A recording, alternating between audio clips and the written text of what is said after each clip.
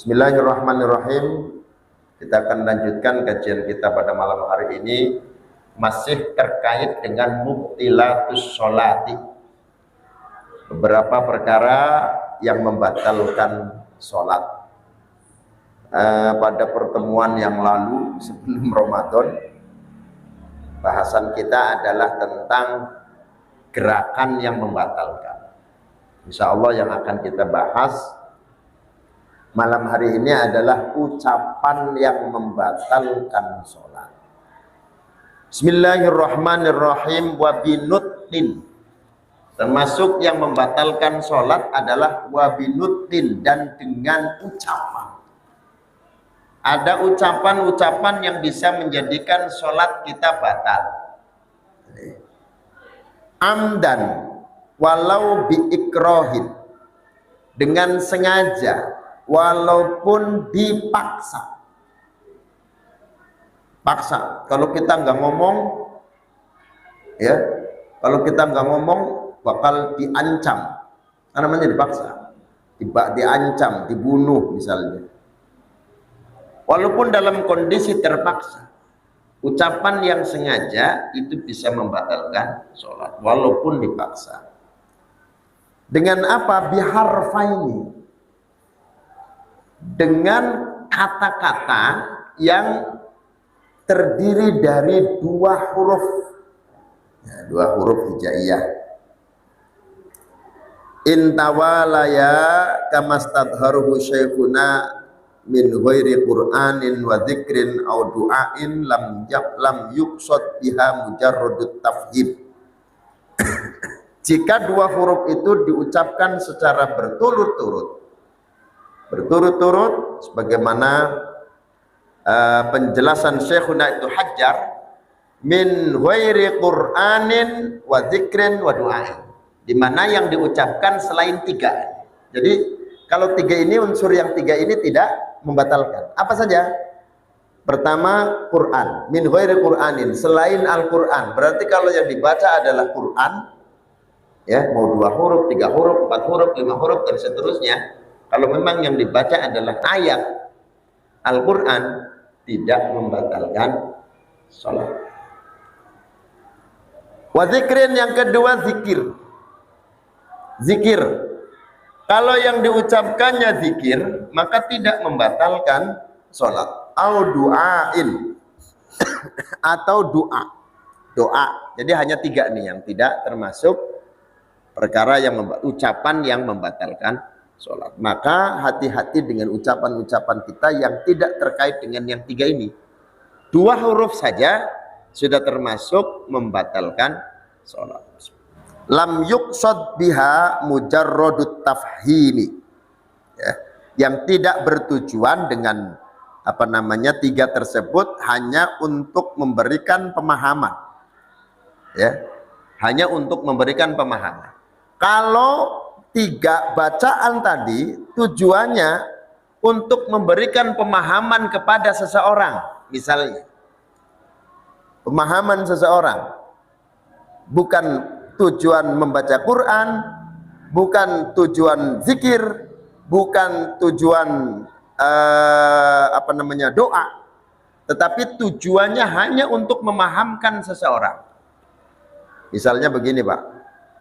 Ada orang ketok pintu, kita lagi sholat, assalamualaikum, gitu kan, ketok pintu, assalamualaikum, ada tamu datang mau bayar utang, ya, mau bayar utang kan sayang, Pak, sementara kita lagi sholat. Lalu kemudian kita membaca ayat yang intinya, isinya ayat itu adalah memberitahu suruh masuk. Kan ada tuh ayat yang bunyinya begini, udkhuluha bisalamin aminin, gitu. Masuklah kalian, gitu kan, dengan selamat dan sentosa. Maksudnya masuklah kalian ke surga dengan selamat dan sentosa. Kebetulan ada orang assalamualaikum mau bayar utang, tok tok tok tok. Tujuannya supaya tamu yang ketok pintu yang mengucapkan salam itu masuk. Karena sayang, Pak, kalau balik lagi berarti nggak jadi bayar utang, gitu kan. Akhirnya baca ayat udkhuluha bisalamin aminin. Masuklah kalian dengan selamat dan sentosa. Nah, tamunya masuk tuh. Gitu. Jadi ini ayat, ya. Ayatnya Al-Quran, ayat jelas ini Al-Quran yang kalau dibaca jelas tidak membatalkan sholat karena ini termasuk Al-Quran. Tadi kan kalau tujuannya untuk membaca Quran kan nggak batal. Tetapi ayat ini dibaca bukan karena untuk membatalkan, bukan untuk membaca Al-Quran, tetapi ada tujuan lain, memberikan pemahaman kepada orang yang mau masuk bertamu itu supaya masuk. Kan bahasa Arabnya udhul itu kan masuklah, udhuluha gitu. Masuklah kalian bisalamin aminin, dengan selamat dan sentosa. Wah, tamunya masuk tuh. Akhirnya kenapa? Karena yang sholatnya mengucapkan udhuluha, masuklah kalian bisalamin aminin, dengan selamat dan sentosa. Hanya tamunya masuk. Berarti kalimat yang dibaca itu Al-Quran. Iya, Al-Quran. Tetapi maksudnya bukan dia sedang membaca Quran, tetapi mempersilahkan tamunya. Nah, segini maksudnya. Ini batal, Pak. Kalau tujuannya untuk memberikan pemahaman kepada tamu yang disuruh untuk masuk, maka ayat ini bisa membatalkan sholat. Jadi tergantung bagaimana niat orang yang sholat. Kalau dia membaca ayat ini niatnya dua, niat dua itu bagaimana? Satu, niat baca Quran, yang kedua niat mempersilahkan tamunya masuk, nggak masalah. Berarti tetap harus ada, ya, syarat dasarnya dulu. Syarat dasarnya apa? Qiraatul Quran. Kalau kemudian ada tujuan yang kedua, mempersilahkan tamunya masuk, itu nggak masalah. Yang penting yang pertamanya dulu harus dijaga. Apa itu? Tujuan membaca Al-Quran. Ayatnya udhuluha bisalamin aminin. Bisa dipraktekin, Pak, ya. Kalau ada tamu bayar utang, ayatnya udhuluha bisalamin aminin. Tapi jangan dipraktekin yang salah, ya. Yang salah yang bagaimana? Yang hanya punya niat untuk mempersilahkan tamunya masuk. Nah, ini batal. Ya. Tapi kalau double niat, dengan niat pertamanya untuk membaca Al-Quran, ya, lalu di samping itu juga untuk mempersilahkan tamunya masuk, nggak masalah. Itu ya. Fa in qasadal qiraah awiz dzikra wahdah aw ma'atan bih lam tabtul. Jika dia tujuannya membaca Quran, qiraah atau zikir, ya, atau beserta mengingatkan, mengingatkan itu artinya memberi pemahaman supaya dia masuk, itu enggak batal. Wa kadain atlaqa ala ma qalahu jam'un mutaqaddimun. Begitu juga ketika dia memutlakan. Memutlakan itu artinya tidak dibarengi dengan niat. Pokoknya saya mau baca udhuluha bisalamin aminin, ya, tidak ada niat untuk membaca qiraah atau qiraatul Quran, tidak. Juga tidak ada niat untuk memahamkan tamunya supaya masuk, tidak juga. Itu namanya memutlakan. Itu menurut para ulama mutaqaddimin. Ulama mutaqaddimin itu ulama yang hidup, ya, di kurun sampai dengan kurun ketiga, ya, sampai kurun ketiga 300 tahun. Itu ulama mutaqaddimin. Enggak batal, ya. Kalau dia memutlakan enggak batal. Lakinil ladzi fit tahqiq wad daqaiq al-butlan. Tetapi penjelasan Imam An-Nawawi di dalam kitab At-Tahqiq dan kitab Ad-Daqaiq tetap batal. Ya, tetap batal nih. Menurut Imam An-Nawawi tetap batal. Jadi disinilah kalau kita mengkaji fikih, fikih itu solutif. Ternyata memang isinya adalah pandangan-pandangan para ulama, ya, yang satu dengan yang lain kontroversi biasa. Itu, Pak. Kalau kita membaca kitab fikih, ya, sebenarnya itu menjadi rahmat buat kita. Rahmat buat kita, sebab apa? Kita bisa melihat bahwa dalam satu konsensus hukum furu'iyah itu ternyata interpretasi para ulama itu beda-beda. Ya. Dalam istimbat hukum, mengambil hukum para ulama ternyata berbeda-beda. Nah, kita tinggal mau pilih yang mana, kan gitu. Wa huwa al-mu'tamad. Wa ta'ti hadhihi suwarul arba'atu fil fathi 'alal imami bil qur'ani awi dzikri wa fil jahri bit takbiril intiqali minal imami wal muballighi wal muballighi. Nah, dalam hal empat contoh ini, ya, empat contoh itu yang bagaimana? Yang pertama, biniatil qiraah, biniatil Quran, biniatil zikri.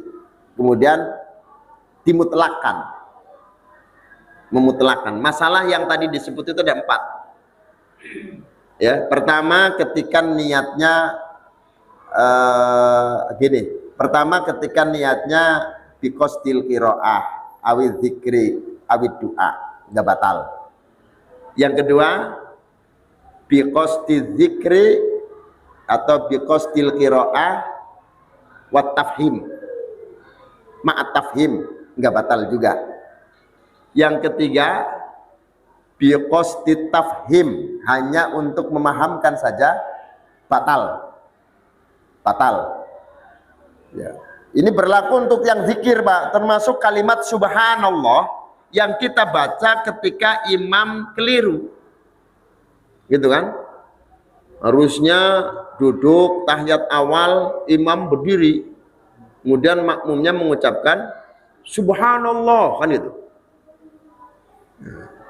Sama, ini tadi berlaku hukum yang 4 tadi. Kalau niatnya zikir, tidak batal. Kalau niatnya zikir dan mengingatkan atau beserta mengingatkan imam, tidak batal. Ya. Kalau niatnya mengingatkan imam saja, tujuannya hanya untuk ngingetin imam. Subhanallah, apa niatnya? Ngingetin imam, batal. Ya. Ngingetin imam supaya imam jangan keliru. Subhanallah, tujuannya apa? Ngingetin imam, batal sholatnya. Kemudian yang keempat, memutlakan, artinya dia tidak niat zikir, dia juga tidak niat mengingatkan. Bagaimana? Ini ikhtilaf. Ulama mutaqaddimin menghukumi tidak batal, tetapi Imam An-Nawawi ya di dalam kitab Tahqiq dan kitab Ad-Daqaiq menghukumi batal. Jadi yang penting jangan sampai tidak niat zikir. Enggak sembarangan, Pak, kita mengucapkan subhanallah, enggak sembarangan. Ya, salah niat batal sholatnya. Ya, subhanallah, niatnya ngingetin imam, batal sholatnya. Gitu ya. Jadi ternyata ini berlaku yang 4 tadi. Wa ta'ti hadhihi suwarul arba'atu fil fathi 'alal imam. 4 contoh-contoh tadi ya. Yang 4 itu berlaku juga di dalam masalah mengingatkan imam. Bil Quran awi zikri. Kalau Quran, Pak, Quran itu diingatkannya jangan pakai zikir. Imamnya makin bingung. Imam lagi lupa ayat, ya. Misalnya biasa yang lupa itu kuliah, misalnya kuliah ayyuhal kafirun, la a'budu ma ta'budun, wala antum 'abiduna ma a'bud, wala ana 'abidum ma 'abadtum, wala antum 'abiduna ma a'bud, wala ana 'abidum ma 'abadtum, wala antum 'abiduna ma a'bud, wala ana 'abidum ma 'abadtum. Nggak selesai-selesai, jangan diikutin pakai subhanallah, makin bingung imamnya. Ini lagi bingung ayat kok diingatnya pakai subhanallah, imamnya nggak selesai-selesai. Ya, kalau imam lupa terhadap qiraah, maka cara mengingatkannya juga pakai qiraah, jangan pakai subhanallah, makin bingung lah imamnya. Imam ingetnya apa? Nggak inget bacaan Fatihah bolak-balik nggak kelar-kelar misalnya, tapi ngingitnya pakai subhanallah, ya makin nggak selesai. Itu ya. Awi zikri atau zikir. Wa fil jahri bi takbiril intiqal minal imami wal muballighi. Termasuk diantaranya adalah di dalam mengeraskan takbir intiqal. Nih, takbir intiqal. Takbir intiqal itu apa? Takbir yang memisahkan antara rukun dan rukun. Kayak selain takbiratul ihram yang pertama kan ada takbir lagi tuh. Mau ruku Allahu Akbar, kecuali bangun dari ruku pakai sami Allahu liman hamidah. Selebihnya mau sujud Allahu Akbar, itu namanya takbir intiqal. Imam membaca keras. Begitupun jika diizinkan ada seseorang yang membantu imam untuk menyampaikan takbirnya kepada jamaah. Misalnya masjidnya terlalu besar, Pak. Ya. Sehingga dikhawatirkan makmum yang jauh dari imam, ya ketika penuh, makmum sampai ke jauh, sampai ke Lestari misalnya. Nah, itu perlu namanya muballigh. Ya, muballigh. Jadi muballigh itu nggak sembarangan juga, Pak. Ada kadang-kadang musola kecil pakai muballigh. Makmumnya nggak seberapa, 2 baris pakai Allahu Akbar. Ada mubalighnya, kayak di Mekah katanya. Ya, niru-niru deh. Di Mekah padahal musola kecil, makmumnya cuma 2 baris. Itu enggak diperlukan, Pak. Mubaligh itu diperlukan manakala suara imam tidak bisa terjangkau oleh makmum yang jauh, itu baru mubaligh. Masjidil Haram pantas pakai mubaligh. Istiqlal misalnya pantas, masjidnya besar. Kemungkinan makmum di belakang tidak bisa mendengar suara imam, sehingga perlu mubaligh, ya. Jadi jangan lagu-laguan itu loh. Sholatnya lagu-laguan, niru-niru doang. Oh, di Mekah aja ada mubalighnya. Lain. Mubaligh itu jika diperlukan ada mubaligh. Kalau nggak diperlukan, ya nggak perlu ada mubaligh. Nah, sehingga di sini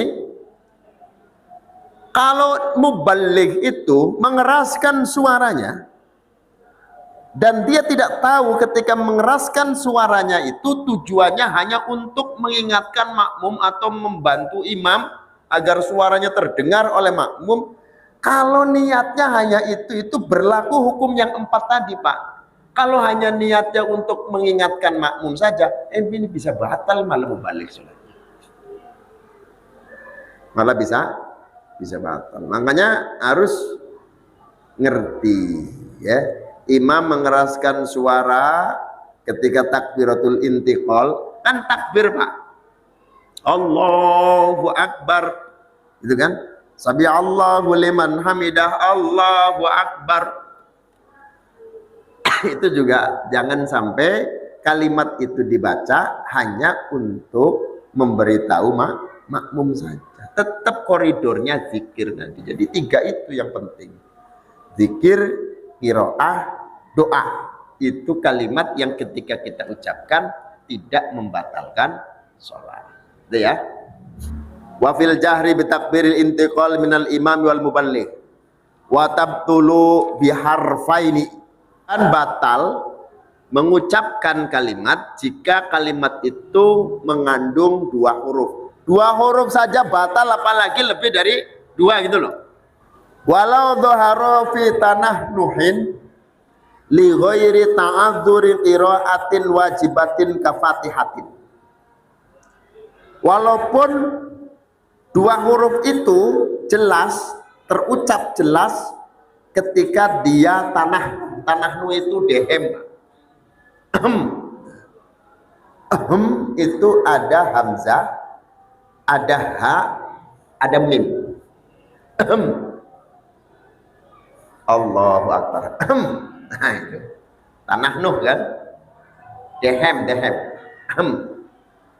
Nah, itu ada 3 huruf malah, hamzah, gitu.